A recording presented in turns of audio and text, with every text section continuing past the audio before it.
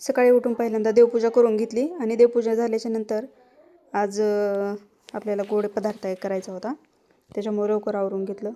नंतर स्वयंपाक करून घेतला, पीठ मळून घेतलं आणि शेवग्याच्या शेंगा उकडायला ठेवल्या होत्या.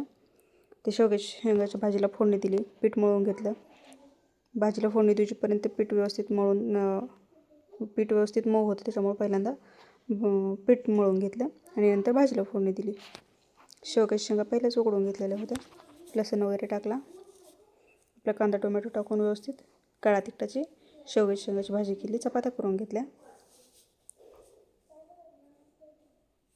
लेकरं उठतील तसं त्यांना चहा दिला.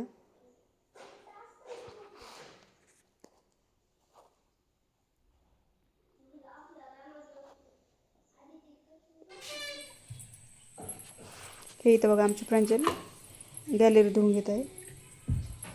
ती मध्ये काही ना काही सारखं मला काम करू लागते. तिथला कचरा बघा सुपलीत भरून टाकते. स्वच्छता करायला आवडते तिला पण.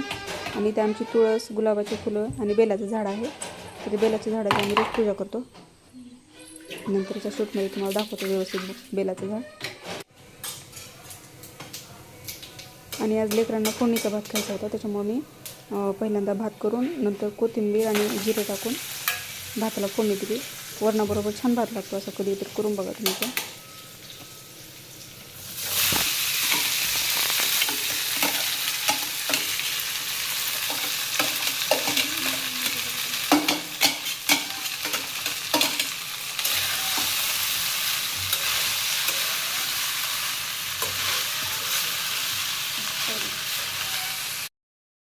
आणि आज आपण करणार आहोत गुलाबजामुन. त्या गुलाबजामुनसाठी मी रवा भाजून घेत आहे, कारण भाजलेला रवा फुलतो आणि चवदार पण लागतात त्याचे गुलाबजामुन. बघा कधीतरी असं करून, छान लागतात जामुन असे. हा 1 किलोचा खवा असेल त्याप्रमाणे मी रवा घेतलेला आहे. रवा असा लाल होईपर्यंत भाजायचा, मंद आचेवर भाजायचा, म्हणजे व्यवस्थित भाजला जातो. आणि थंड करण्यासाठी ठेवून द्यायचा. त्यासाठी आपण करणार आहोत आता पाक. तर 1 किलो खव्यासाठी साधारणतः 1 ते 1.5 किलो साखर आपण टाकायची. आणि साखर टाकून झाल्याच्या नंतर साखर भिजेल इतकं पाणी टाकायचं. पाणी टाकल्याच्या नंतर गॅस चालू करून आपण ढवळून घ्यायचं. जोपर्यंत साखर वितळत नाही तोपर्यंत हलवत राहायचं, कारण साखरेचा खाली गोळा होऊ शकतो, त्याच्यामुळं हलवत राहायचं. साखर वितळली की गॅस बारीक करून आपलं उकळायला ठेवायचं. पाक होतो तोपर्यंत आपण घेणार आहोत पीठ मळून. रवा थंड झालेला आहे आणि आपण घेऊयात रवा याच्यामध्ये टाकून. जसं जसा रवा लागेल तसं तसं तिंबत राहायचं, टाकत राहायचा रवा. हे टाकून व्यवस्थित तिंबून घ्यायचा. रवा भाजल्यामुळं रवा फुलला होता आणि थोडं घट्ट झाला होता, त्याच्यामुळं मी वरून थोडं दूध टाकलेलं आहे. तुम्हीसुद्धा असं जर घट्ट कधी झालं तर दूध टाकू शकता, पाणी नाही, दूध टाकायचं. आणि नंतर व्यवस्थित आपण मळून घेऊन एक 5-10 मिनटं मुरण्यासाठी ठेवायचं, कारण रवा असतो तो मऊ पडतो.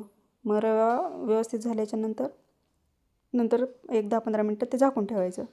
तोपर्यंत आपण पाक बघणार आहोत झाला का तो.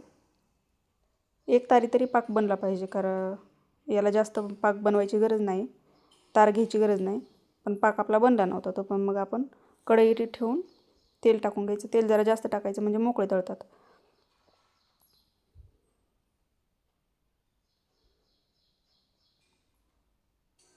तेल वगैरे टाकून घेतलं, बघितलं पाक झाला का. आता पाक झालेला होता, गॅस बंद करून ठेवून दिला. आणि तेलामध्ये छोटीशी गोळी टाकून बघायची, तळतेत का किंवा वितळतेत का. आपलं काही कमी जास्त प्रमाण झालं काही थोडंसं आधी टाकून बघायचं आणि नंतर जामून करून घ्यायचे. हे बघा आपण छोटे छोटे जामून केले होते, कसे फुगलेत बघा, मोठे मोठे झालेत, फुललेत. अशा पद्धतीने आपण सगळे जामून करून घेणार आहोत.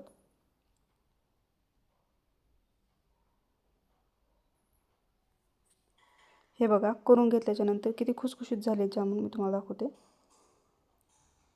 आणि आतमध्येपर्यंत पूर्ण तळलेत. जेवढं आपण गरम पाकामध्ये टाकू ना जामून, तेवढं पाक पितेत जास्त लवकर. त्याच्यामुळं पाक किंवा जामून गरमच असावेत. सगळे करून झाले. नंतर मी शक्यतो आपल्या जामूनला मुंग्या लागतात, त्याच्यामुळं शेगडीला खडू ओढून घेतला आणि जामून त्याच्यावर ठेवून. व्हिडिओ आवडला तर सबस्क्राईब करा.